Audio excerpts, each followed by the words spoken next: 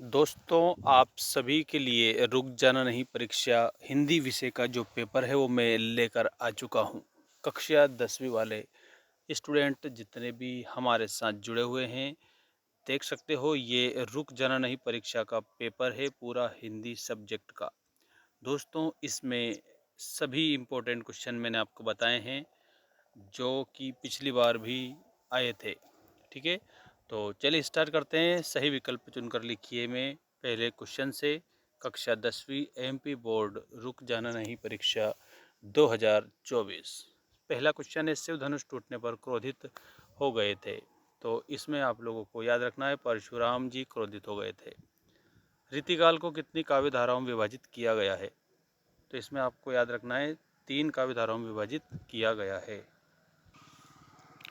इसमें आपका उत्तर हो जाएगा 3 काव्य धाराओं में विभाजित किया है। इसके बाद देखिए, शोक किस रस का स्थायी भाव है?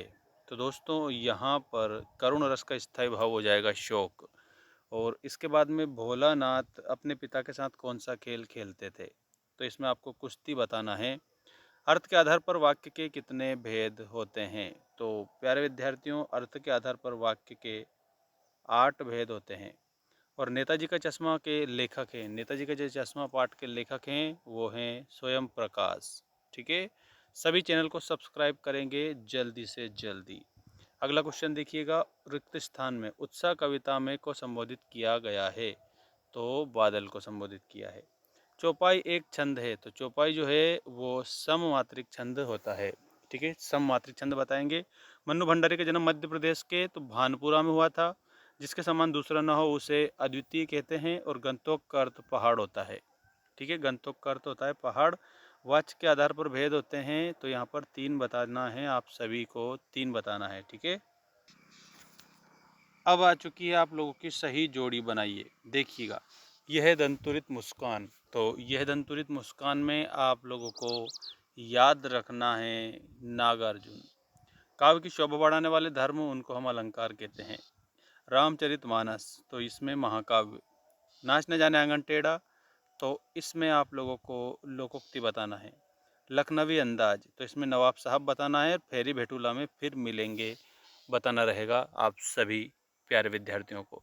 इसके बाद में ये सत्य असत्य लिखिए वाले क्वेश्चन देख सकते हो। बाल गोविंद भगत की आयु 50 वर्ष थी।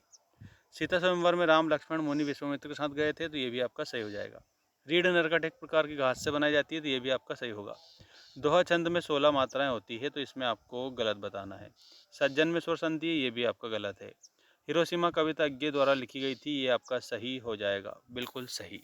ठीक है, इसके बाद में ये एक वाक्य में उत्तर दीजिए वाले क्वेश्चन आ चुके हैं आपके। दशानन में कौन सा समास है? तो दशानन में आप लोगों को बहुव्रीहि समास करना रहेगा कंप्लीट। पंथा का अर्थ आप लोगों को राहगीर बताना है। गुरुत्वाकर्षण के सिद्धांत का आविष्कार किसने किया था? तो इसमें आपको न्यूटन बताना रहेगा। 10 वर्ष कौन सा है? तो इसमें आपको वात्सल्य बताना है। वात्सल्य रस जो है उसको 10 वर्ष कहा गया है। तारकेश्वर नाथ के पिताजी प्यार से क्या कहकर पुकारते थे? तो उसको भोलानाथ कहकर पुकारते थे। तो इसमें आप लोगों को भोलानाथ यहाँ पर बताना रहेगा। मैं क्यों लिखता हूँ किसकी रचना है? तो मैं क्यों लिखता हूँ ये अज्ञेय जी की रचना हो जाएगी। ठीक है, और बाकी आप लोगों को ये क्वेश्चन जो दिए गए हैं, इन क्वेश्चनों को अच्छे से आप याद करके जाएंगे। सभी क्वेश्चनों को आप अच्छे से याद करेंगे। ठीक है, ताकि आप लोगों के जो परीक्षा में अच्छे से अच्छे अंक आ जाए और आप पास हो जाओ।